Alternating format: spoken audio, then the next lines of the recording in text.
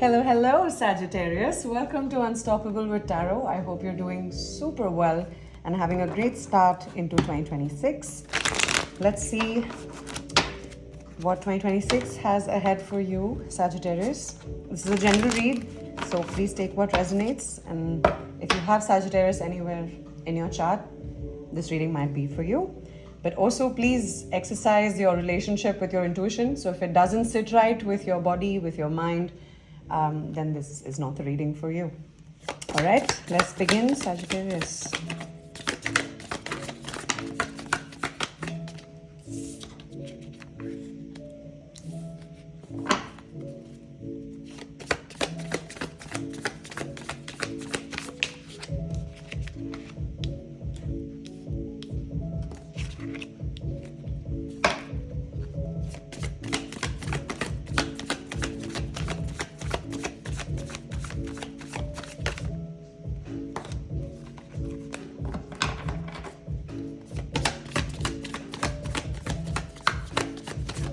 It seems like there's a little bit of sadness that we're carrying from 2025. So how I like to do these readings is to look at them as a flow of energy, right? And that gives a little bit of timeline. So this can apply to you when this might be happening for you already, or this has happened, or it will be happening. But the main point to remember is that it will move in an energetic flow. All right, amazing. And at the bottom we have Ace of Cups in reverse. And then I had Nine of Pentacles speaking out.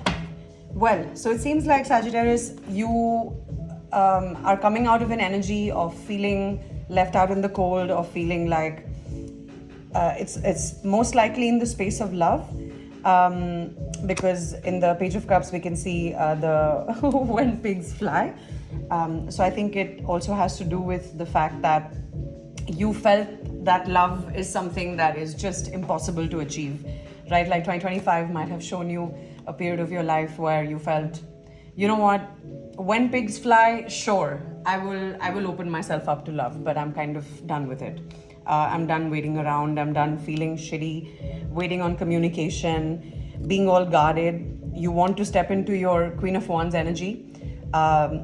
This is not gender specific. We hear this all the time in tarot communities, so please do keep that in mind. The Queen of Wands for me is someone who is accepting her or his greatness, right? It's someone who knows that they're capable, that they have the skills, and they can create from the palm of their hands, right? Like, you have the ability to create anything that you put your mind to. And this is true for everyone, right? We can all do this. It's just about stepping into that energy and identifying the thing that makes you feel passionate, that, you know, sets you on fire, that feels like, if I did not pursue this, everything else would feel like shit, you know?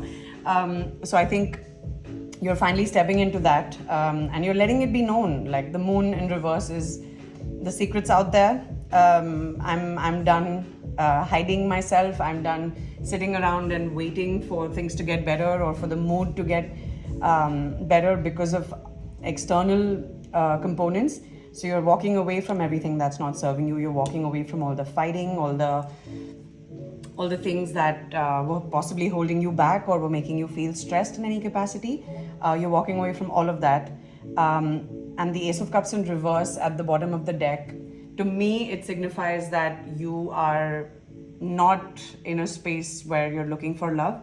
And that's absolutely fine, because I think once we figure out what drives us, what fuels us, what gives us all this incredible passion, then we can start to go into a space where we feel ready for love, or we feel like we want to share our lives with someone. I think bringing in love when you yourself feel out in the cold, or feel stuck in terms of communication, in terms of your overall energy and your energetic signature. Like, I have gone through phases where it would just feel wrong to be around people, you know, like I just knew that I could not put out the energy that I wanted to. And so I took the time, I went into hermit mode, I worked on my emotions, I worked on how to kind of regulate yourself when you're around people. Because hey, the triggers are never going to stop, you know, like you can build your inner circle and make sure that that inner circle is full of people that are on your vibration and that practice kindness and love and support. But I think overall, when you step into the world, you have to feel so centered in yourself that nothing shakes you, because you cannot stop external triggers. We cannot shut down every time something doesn't go our way, right?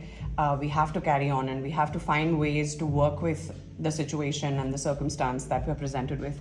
So you know that now, and you've figured out that, hey, I feel like I can be myself, and I feel that being myself is allowing me to do the things I want to do.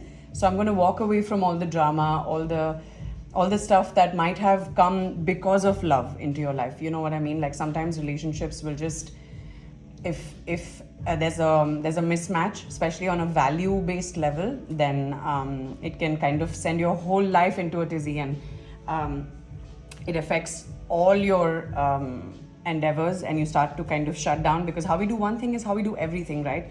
So I always urge my friends and myself to make sure that when you're looking for someone to fall in love with, or you join the apps, or you know, you start stepping out with the intention of meeting someone in a romantic sense, I think you have to, before that, do an energetic check-in with yourself.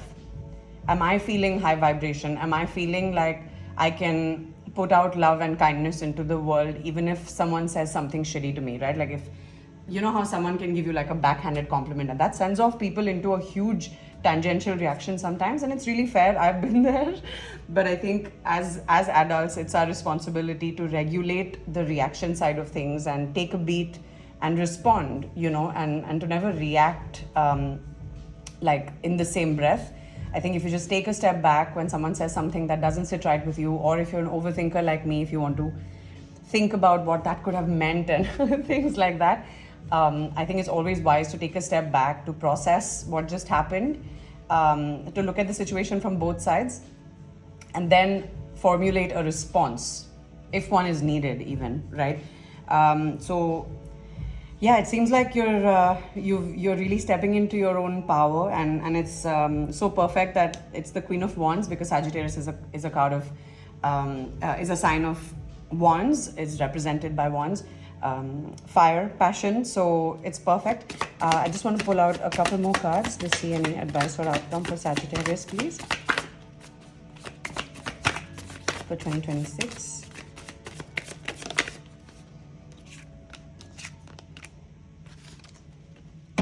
Bottom of the deck, Temperance in reverse. So Temperance for me is also Sagittarius. So in reverse, it means that you're feeling some sort of restlessness about something you're obsessing over. Okay, now this has this has got me curious. Let's see, what does that mean? What's the Devil and the Nine of Swords, please? Whoa, lots of cards. Okay, just want to do that one more time.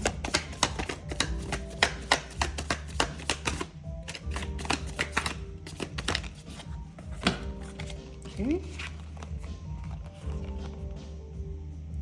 All right. So it seems like you might be obsessing over a love situation, almost in an addiction kind of way, and it's giving you all sorts of stress. So what it's asking you to do is to just believe what you know, trust in your intuition, trust in the messages that you're getting from the 5D. It might be clear as day, like the intuition and the intuitive hits might be at their peak right now, and you're being asked to channel that into research, education, leveling up your skill sets, working on things that, you know, enlighten you, but in a way that just uplift you, right? Because knowledge is power, and the whole universe is working with you to bring you all these resources so that you can level up your your skill sets, your ambition even, like sometimes we only are able to be ambitious to an extent where our skill set will allow you to imagine. But oftentimes in spiritual communities they say that God will place you in positions first and then train you, right? So he will qualify you and then train you, he or she, or however you want to imagine the higher power. So just focus on your education, work with the universe. Your intuition is at an all-time high right now because the love is coming, just don't be guarded towards it. There might be a tendency to get obsessed to a degree where it just drives you insane, and I get that, because they also say if you tend to fall in love in a very addictive way where you're consumed by this person's thoughts and you're just drifting away, like I've been there. Psychologically, they say that if you have that tendency and it happens as a pattern that you might have noticed in yourself, it's representative of the fact that you have a huge amount of artistic expression that is not being released, so it needs to be channeled into something, and that also could end up in addictive patterns in general. Like I said, how you do one thing is how you do everything. So you might have addictive tendencies to everything, right? Like if you're cleaning, you're just cleaning like crazy. If you're eating, then you're eating everything. And if you're drinking, then we're having 10 drinks, right? No judgment. I have been there. I have been in all those situations. And what that does is it's just reflective and indicative of a larger pattern, which is that you have things in you that need to be released, that need to be channeled into artistic expression. So for me, I'm trying to learn how to make music, how to write songs, to be able to kind of melodize my inner musings, if you will.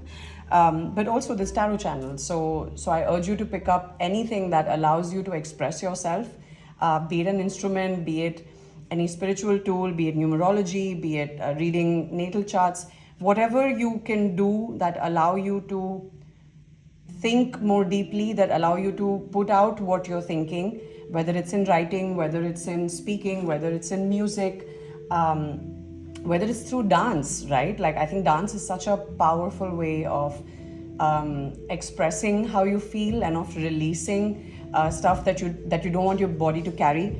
And at the bottom of the deck we have the Magician. So it just means that you can have what you want. You don't have to obsess over those things. Just focus on you, focus on what you know, trust in your intuition, believe that you have everything you need, and believe that the love is coming. Just don't be guarded to it, because if you're guarded, then the obsessive tendencies come out even more, right? Because then you start to feel like, oh, if I don't do this, oh my gosh, guys, below the Magician, the 10 of Pentacles, the 10 of Cups and the 10 of Pentacles. So you're really going to have it all. There's no need to worry. There's no need to stress. And I know that's easier said than done. We all struggle with it. So just find yourself something really nice to do. Paint, like paint by numbers even, I did that through the pandemic, because I have no painting skills or sketching skills whatsoever. But it was a nice way to kind of just visualize all the things and in color, right? And so yeah, just find a way to express yourself and flow with your energies and flow with your moods, and or even just listen to some really nice music that sits with what you're feeling. So if you're feeling bad, feel it out, cry it out, just let it out, right? And there's no need for any kind of obsession, because it's coming for you. Everything is coming for you. Thank you for spending time with me, Sagittarius. I really appreciate it. And I promised myself to put out a video every day. So I would really appreciate if you join me on this journey. And yeah, thanks again for being here. I'll see you on the next one. Bye, Sagittarius.